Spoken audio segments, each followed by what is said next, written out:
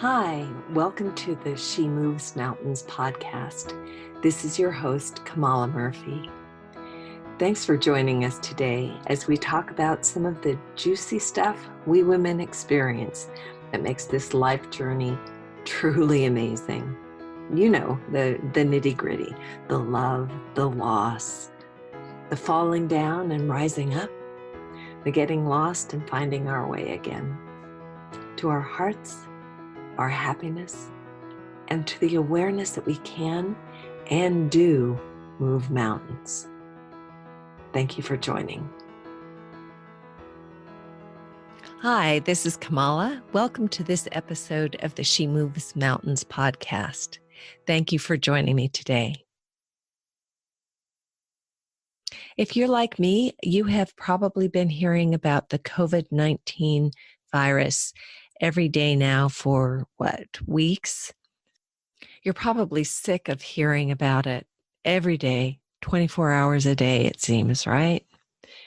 It's overwhelming because if you think about it, it's like we're being bombarded with something over which we have no control, don't really understand, don't know much about how it's going to play out.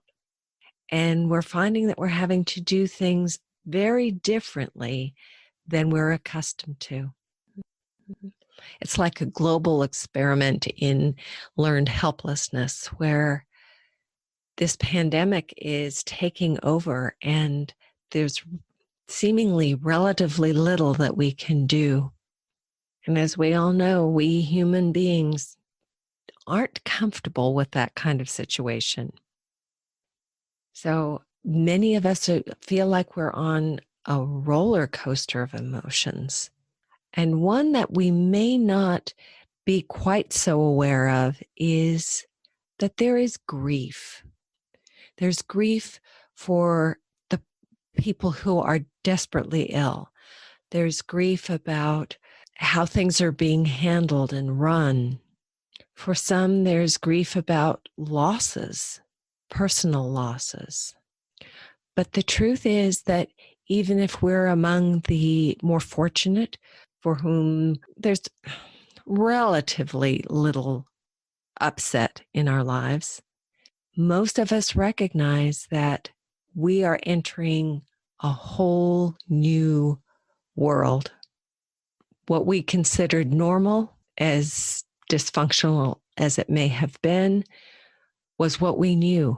And now, something entirely different. And we don't even know what that new normal is going to be. So we're all like wandering in the desert.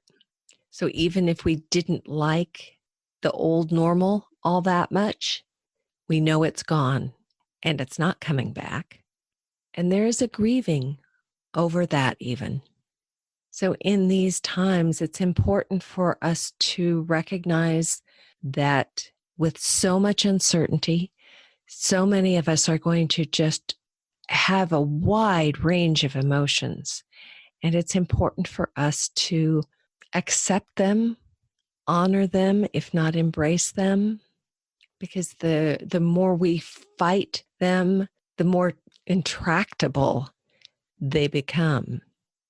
And it's important to also recognizing that we are going to have all of these emotions, to give ourselves some compassion.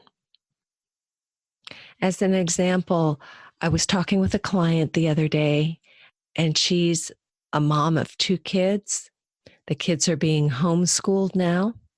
Both of them have some attention deficit issues.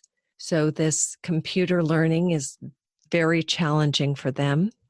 She is working from home, thrilled that she has a job, but the job is getting to her. There's a bigger workload every single day.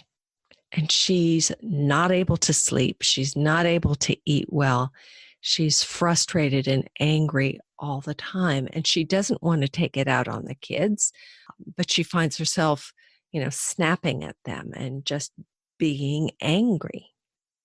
And she was mentioning to me, that she's really trying to have compassion for the kids.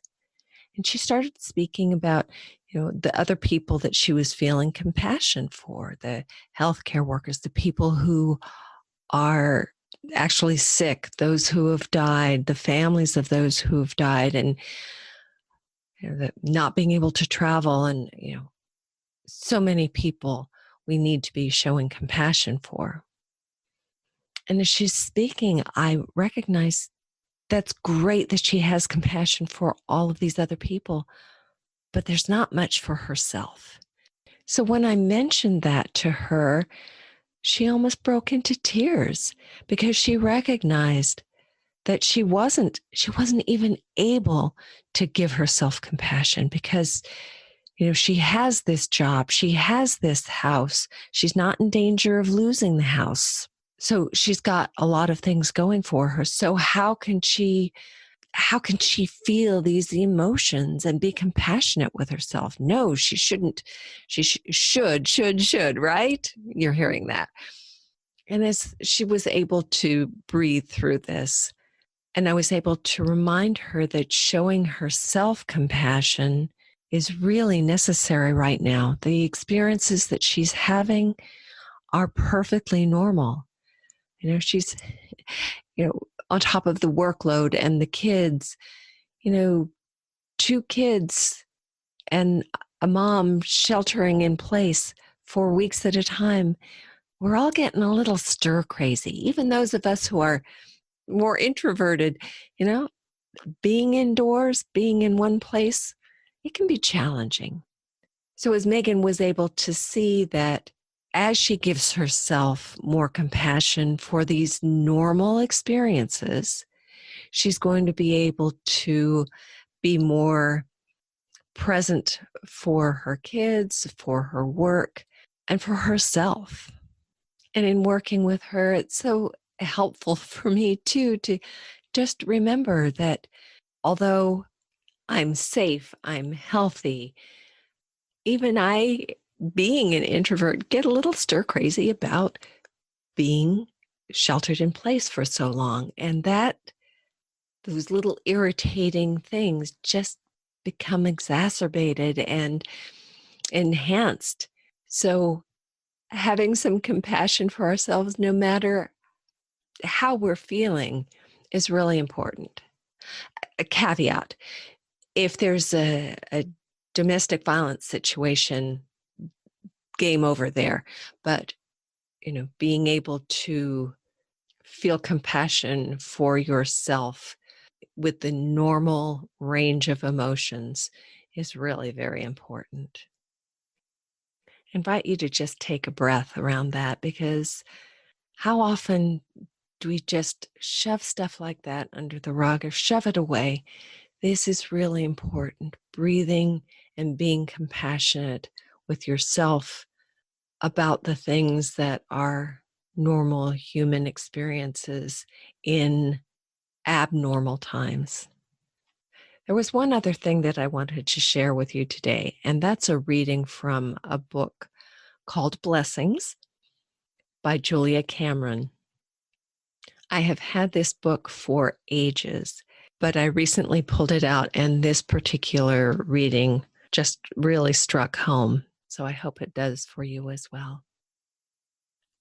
The title: I Am Safe and Secure. The heart of God holds all in safety. In times of separation from those I love, I remind myself that all of us are held safely in the heart of God. I ask God to touch those I love with healing grace and compassion. I ask God to gently guide those I love to their highest good and sweetest outcomes. While I long for physical contact with those I love, I remind myself that we are always in touch in spirit, and that I touch them directly with grace whenever I pray for their happiness and well-being. Asking God to act for me, I pray for abundant blessings to those I love. I invite you to take a breath and maybe say a prayer like that for yourself, for your loved ones, that we're all held safe and secure. If loved ones have passed or are ill or struggling, we have to know that they too are in the heart of God, and that our prayers of love for them connect them with us. So I do hope that reading brings some sense of comfort, and that you are able to recognize the need for compassion for yourself, along with others in your life and others in the world. Compassion all around.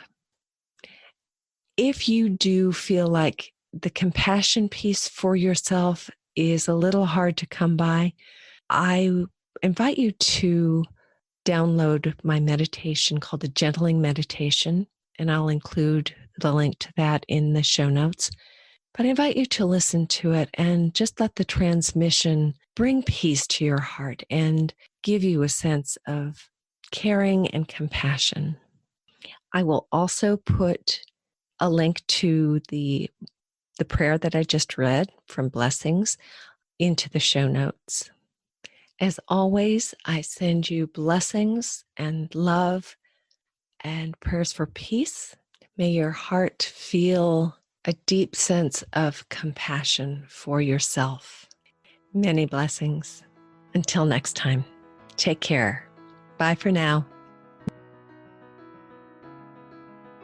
You've been listening to the She Moves Mountains podcast, coming to you every week. If you're a woman who wants to move mountains in your own life, please make sure to subscribe or follow this podcast. And if you've laughed or gotten teary or smiled knowingly, thinking, oh yeah, that's me too, please go ahead and rate the episode with 5 stars. It'll be a feel-good thing to do. Thanks a bunch. Lots of love and blessings to you. This is Kamala signing off. Until next week. Take care.